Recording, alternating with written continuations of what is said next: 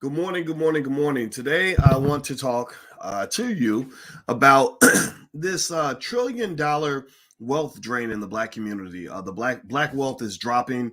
We know that it's dropping. Well, I just wanted to point and bring to your attention.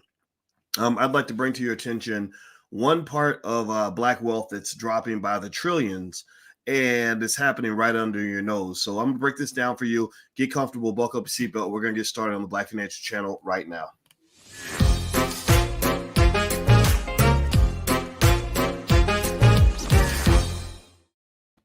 Hey, what's going on, guys? Welcome to the Black Financial Channel. That's theblackfinancialchannel.com. My name is Dr. Boyce Watkins. I'm your friendly neighborhood finance professor.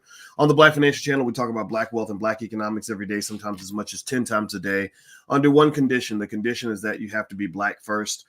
Black first means that we are putting our community at the top of our priority list.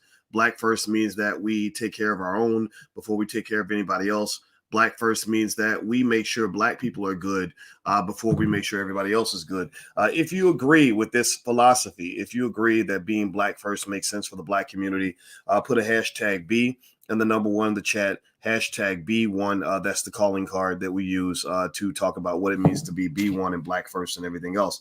Now, I want to say good morning to everybody. I'm not going to be on here for too long because I've got a meeting actually that I have to go to in a second. But I really want to talk about this issue because I feel like this is something that isn't discussed enough. I feel like this is something that is really critical in terms of where Black people are. This is something that really affects Black wealth in a really major way that a lot of us don't even recognize, and it has to do with the fact that so many of our kids. It's $1 billion, trillion dollar brain drain that occurs in the Black community. And a lot of this comes from the fact that from the time your children are little, and many of you went through this as well, you are trained to desire one main thing economically, and that is to work for white people. That is to be connected to the white man's nipple on some level. That is, to make sure that whatever he got, you trying to get a piece of what he got by being right next to him and being connected to his community over your community. That means working in his companies over your companies.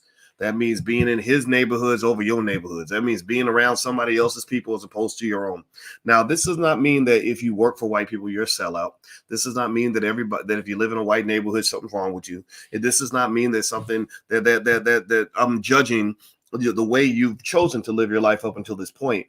But I want you to really pay attention to this simple fact. There's a reason why when your kids go to white public schools, schools that are run by white people, that they end up working for people that are outside the Black community. There's a reason why so many celebrities don't really even think about making major investments in the Black community, but they'll make big investments in white communities. You'll hear about rappers that will invest $3 or $4 or $5 million in some startup by some white boys in Silicon Valley. But when you say, well, what did you invest in the Black community? And they'll say, well, I made a donation to the Boys Club. You know what I'm talking about? Give me a yes or no if you know what I'm talking about. When it comes time to make the big boy moves, they go to the white side of town. When it comes to make the little children moves, they go to the Black side of town. Well, here's the deal. You're losing trillions of dollars because of this. This is a major brain drain that is occurring in the Black community that is that nobody talks about. Do you understand? Give me a yes or no if you've ever seen this scenario. Give me a yes or no if you've ever seen this scenario. Have you ever seen where a Black man or Black woman works really hard their whole life to build a pretty solid business, auto mechanic, gardening business, construction business or whatever. And they go to their kids that they sent to some big white fancy university, with all the student loans and shit. And they go to the child and they say, son, I built this business for you, son. And I want you to take over the business when I die, son. And the son's like, nah, pops, I actually don't want to work in the family business. I want to go work for Procter and Gamble. Or dad, yeah, I know you told me about being my own boss and everything else, but I think I'd rather go work at UPS. I got this job offer at UPS. And so then what happens to the Black family business? Y'all tell me what happens to that business. The business dies. The business dies. And one of the things that people are there, I think we got to take some time to sort of process a little bit, is that you lose trillions of dollars in economic potential because your children from birth have been trained to want to go work for white people. I've been telling y'all about the educational process for a long time. Y'all know me. I'm a college professor. I've been a college professor for a very long time. A lot of what you think is education is also an indoctrination. They're not just giving you skills and knowledge and insight. They're giving you your value system. So that's why when you send your black child off to Stanford University, they don't just come back knowing how to be an engineer or how to be a doctor or a lawyer. They learn that, but they also come back, saying things like, "Grandpa, well, you need to use the proper pronouns, Grandpa. Transgender, that's gender is not a fact, Grandpa. You're a homophobe, Grandpa. Grandma, you need to learn to protect the environment, Grandma, and puppies matter, Grandma, and that's toxic masculinity, Grandpa. Daddy, you're filled with toxic masculinity. And you're right. You know what I'm talking about? You ever see that where the kid goes off to college and then they come back because the white folks will fill their heads up with all these new ideas, and then they come back thinking they can preach down and wag their finger at the elders in the family. You ever seen that? Tell me if you've seen that. So my thing is, like, I'm not saying there's anything wrong with that. I mean, if you love saving the whales and you love puppies and you think, you understand, you believe in concepts like, whatever the transgender crap is and all that stuff. And I'm not gonna call it transgender crap. I'm sorry, I didn't mean to say it like that. If you ascribe to some of these ideas, there's nothing wrong with you, and I'm not judging you. But what I'm saying to you is that there's nothing that says that those ideas are better than these ideas. There's nothing to say that white folks' ideas are better than the ideas that come from your community. There ain't no way on this planet, in my view, that 24-year-old who don't even know their ass from a hole in the ground, who just came back from college, can eat on any level be preaching at grandpa. Well, grandpa, you and grandma going to church, and the black church is homophobic. You remember that? Remember that whole debate about the black church being homophobic, and the black church people were like giving them the middle finger, like, we're Christians, but we want to just give you the middle finger in the name of Jesus, right? They were like, screw you. We're not going to let you tell us what our values are supposed to be. Right? This is a cultural war. A lot of it's a cultural war. So this is connected. Right, to the $1 trillion brain drain that occurs in the black community. The $1 trillion brain drain is there are many ways that they drain wealth out of you. In like, it's almost like they have tubes connected to your body, and you don't even know the tubes are in there. Right. So I could talk about the healthcare system. Black health being ruined by unhealthy food being sold to you by big corporations that causes you to get all these comorbidities and pre-existing conditions, and then they sell you pills and jabs to make it better, right? I could talk about the prison system, which is pretty much slavery, where trillions of dollars in black wealth is drained because they find some reason to label your child a felon, and then they take him away and make him into a slave. I could talk about the NCAA and the billions of dollars the NCAA takes away from black athletes. I could talk about the hip-hop music industry. I could talk about all the millions of black people that are trained from birth to go work for white people. But more specifically, what I'm referring to this morning, and I'm not going to be on here long because I actually had to go to a meeting, but this is on my mind. This is on my spirit. When I woke up this morning, I said, I got to tell the people what was on my mind today. I thought about this black man I know who's in his 70s, who's worked his whole life really hard to own a bunch of businesses that are making good money, like well over $1 million a year. And he did all this for his children, and he wanted his son to take over the business. And I went to visit the city, and one of the guys showing me around the city said, yeah, his daddy owns this, and he owns this, and he owns this, and he owns this. I said, wow, that's cool. And he said, yeah, but he's still working at the age of 78, and he wants his son to take over. I said, okay, well, yeah, I'll be taking over that. And you know what he said? He said, yeah, but he don't want the business. I said, what does he want to do? He said he wants to be a rapper. He wants to be a rapper. So his son would prefer to be a broke ass rapper than to actually run the family business. When I went to Baltimore, I went to this place where there used to be a black owned strip mall there with all these black owned businesses there.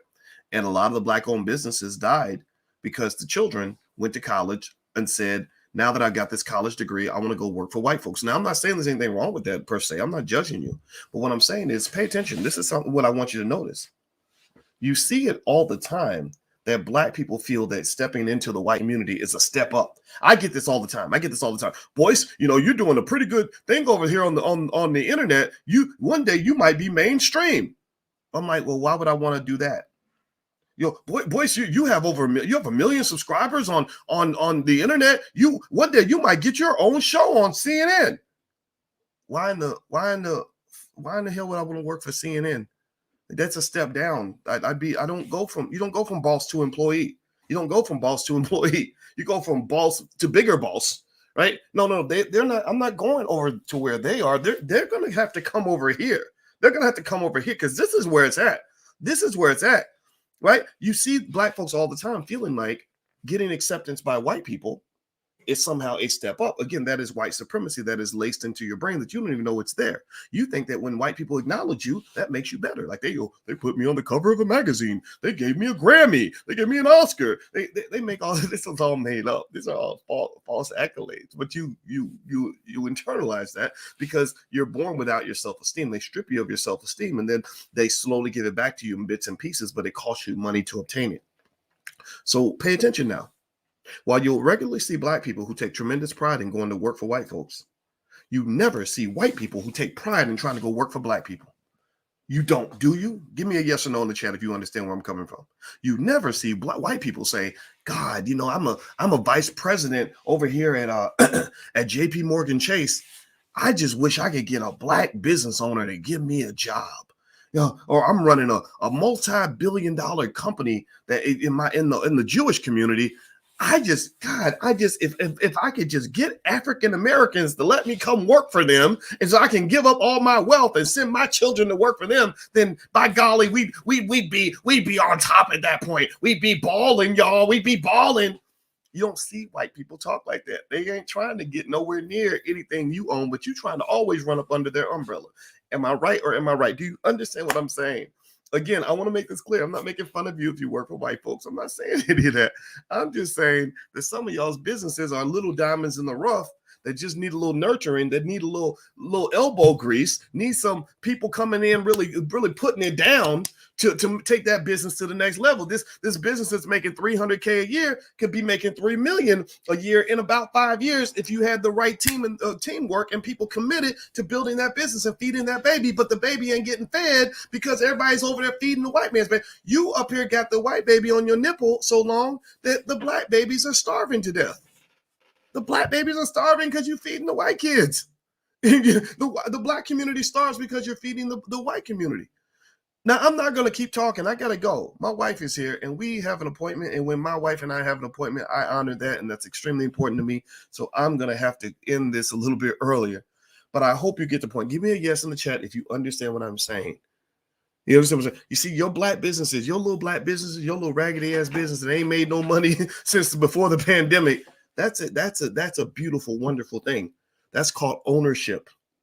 Ownership matters more than the size of your paycheck. Ownership matters more than how much income they're giving you to sell your dreams in exchange for a job.